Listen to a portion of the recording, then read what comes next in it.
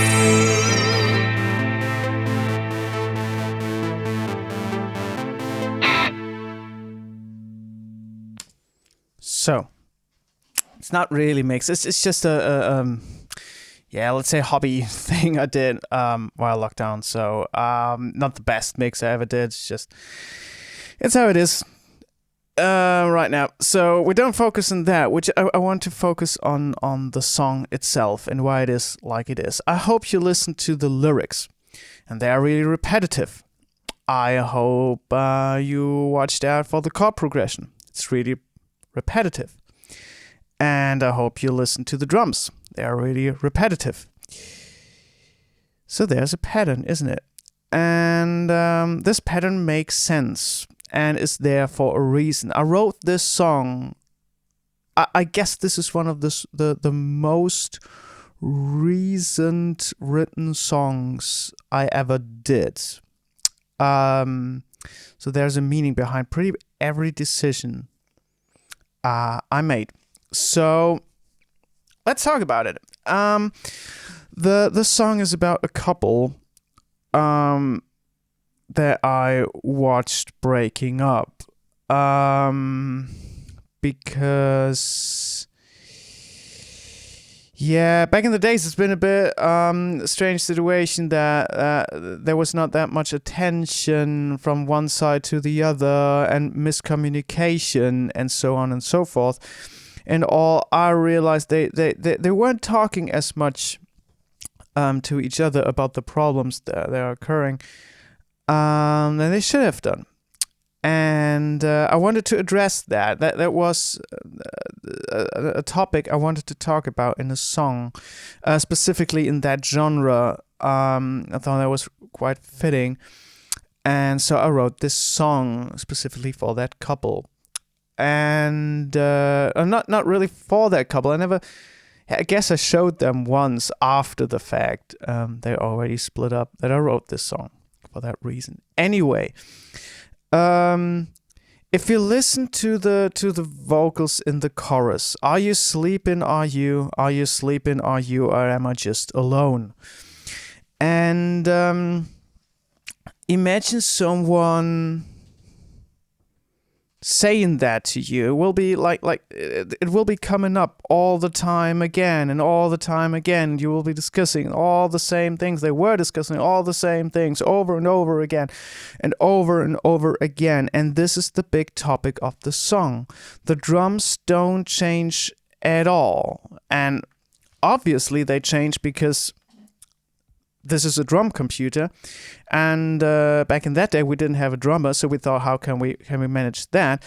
But after we had a drummer, it was still this feeling of a drum computer-ish thing, and so there is not even a crash in. So because I said these drums should be a drum computer and not be played human at all, there is no crash, no fill, nothing.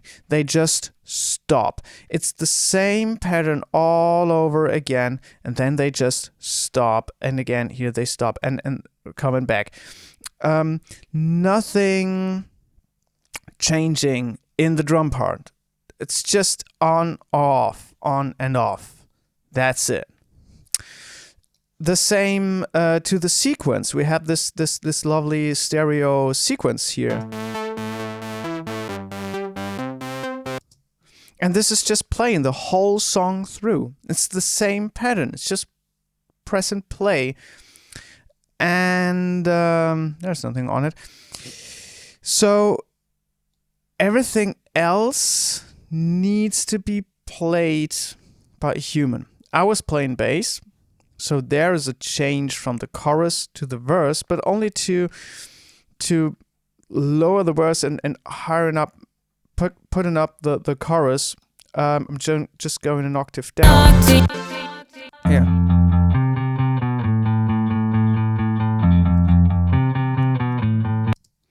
And then the choruses.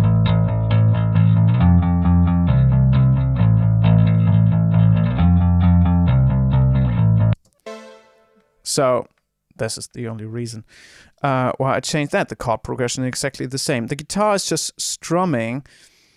This is just something like that.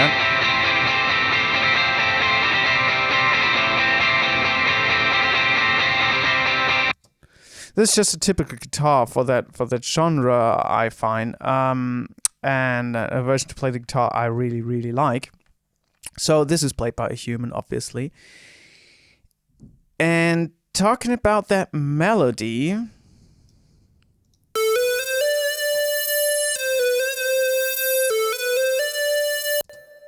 let's play on a lovely Moog from our guitar player. This is coming up in the album a whole lot, this melody and that sound. So this is something nicked from the theme of the whole album is that sound and that melody. coming up in different occasions all the time again. So what I want to say with that video is, if you have a strong topic, if a song really has a topic to it, try to enhance that topic in your songwriting. For example, here we have everything is repeating. Everything is again and again and again. It's the same lyric twice. It's not because I've been lazy to write a second verse. It's because I want her to sing the same thing again and again and again. With really straightforward words, because this is what I wanted to say in this song. If you compare it to the other songs, and I put the description to our Bandcamp site down below, if you listen to other songs, they are really cryptic. They are really, sort of poetic, and you can grab pretty much a lot of stuff out of these songs. Not particularly what I meant with it, but that's fine. That's a topic for another video. But this song is really straightforward, and this is what it should be. This is not because I was lazy. This was because I wanted it to sound that way. It's really rare that I write songs that are written in a particular way to enhance the feeling, because pop music currently is very generic. And people just expect certain things to come up, and so you don't have much things to play with anyway. But if you have the chance to write a song specifically on a topic, try to enhance it with the songwriting. And this is something I wanted to show you with this lovely little song we did 10 years ago, and I revisited a few weeks ago.